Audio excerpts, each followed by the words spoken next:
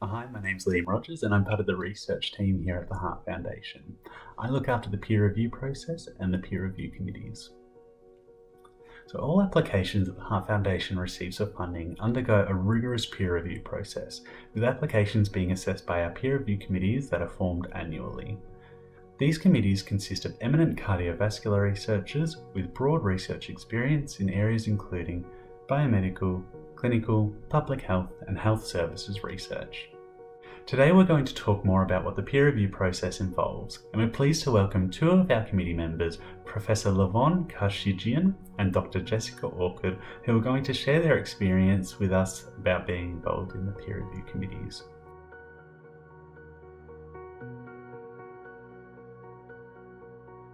Hello, my name's Levon Khachigian and I'm a National Heart Foundation alumnus and a Vanguard grant recipient. My current research focus is on understanding mechanisms and developing new treatments for ischemic cardiovascular disease. I've been supported on and off by the Foundation through a range of mechanisms since first being awarded a vacation scholarship, which I held over the Christmas holidays 35 years ago in David Wilkins' laboratory at Prince Henry Hospital in Sydney, just a few months after my honours stint. I decided to volunteer as a Heart Foundation peer review committee member because it's a small but critically important way of giving back to the Foundation, which, as you may know, sources the vast majority of its funds from the generosity of everyday Australians, then seeks our help as peers to identify the best projects and people to support with these limited funds. Over the years, I've sat on panels evaluating applications for postgraduate scholarships, research fellowships and grants in aid. In 2021, I chaired the Foundation's Research Fellowships Committee.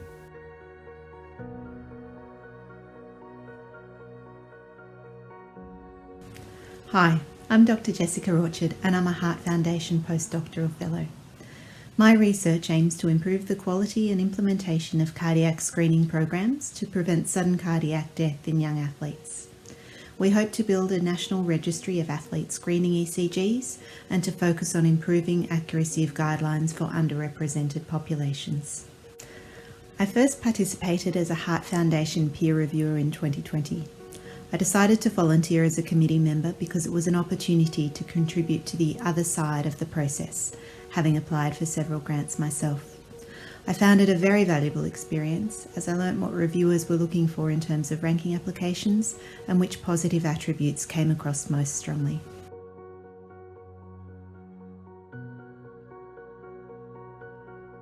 Volunteering as a peer reviewer is one of the important ways that I'm really happy to give back to the Heart Foundation for funding my research. The peer review process involves reviewing around 30 applications for a particular scheme. You first do a quick review to get a sense of the different applications in the group, and then go back through for a more detailed review. Applications are then ranked across several categories and then discussed at a panel meeting to finalise the rankings.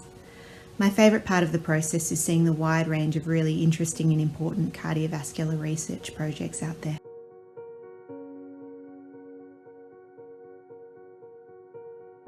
I've always found serving on a peer review panel to be a richly rewarding experience because I learn about the latest in cutting-edge Australian cardiovascular research, as well as new generation innovative tools and approaches that help researchers address key questions in cardiovascular disease. These committees normally comprise a broad cross-section of investigators in the areas of basic science, clinical and public health research. The peer review process itself is underpinned by confidentiality and first involves figuring out if you have any real, potential or perceived conflicts of interest with any of the applications. Once you're provided your allocation, you'll need to set aside a bunch of time to carefully and fairly evaluate each application against the prescribed criteria in the relevant scheme. If you're new to this, I strongly recommend first perusing through all your allocated applications before you systematically examine each application to provide overall context and scope. I'd also recommend giving each application no less than 3 independent sittings with considerable time between those sittings. This allows you to fine-tune your scores relative to the other applications.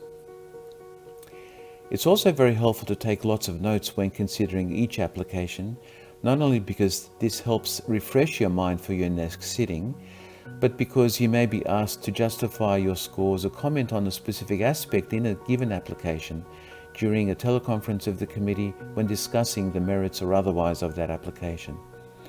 The Heart Foundation might also like to rely on your comments in providing written feedback to the applicants.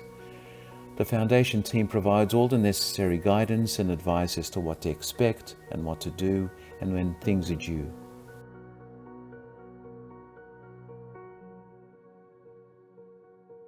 Being a committee chair brings a further layer of responsibility.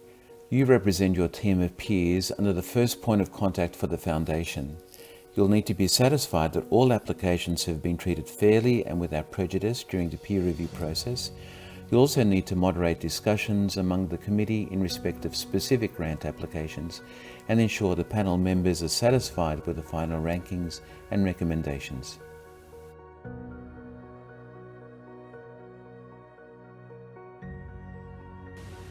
I would definitely recommend researchers volunteer as a peer reviewer. Not only is it a really important way to contribute and learn how to improve your own future applications, but it's also a great experience to add to your CV.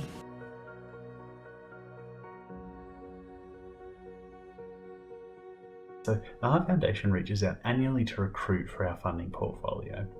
When it comes to putting those committees together, there are a few things that we look at. So the first thing we look to is experience. So we try to have our more experienced reviewers on our larger awards, like our Future Leader Fellowship. This is so we can ensure that we're having reviewers who understand our review process and scoring system when reviewing our larger awards. For our newer reviewers, we'll generally look at our PhD scholarship or Vanguard grant. So the next area we look at is research expertise. So we try to ensure that we have a good mix of reviewers from all research backgrounds. So we do this by looking at our previous year application numbers by research category for each of our awards.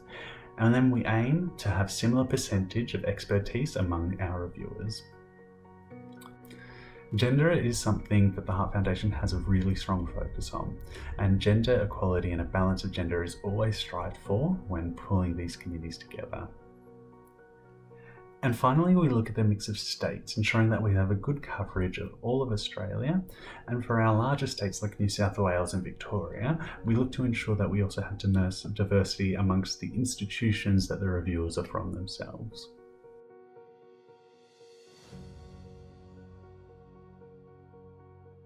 My favourite part of the process, beyond reading the applications themselves, is seeing the committee's final rankings, knowing then that individually and collectively you've helped the Foundation fulfill its mission of identifying and funding world-leading research in cardiovascular disease to help Australians have a healthier lifestyle.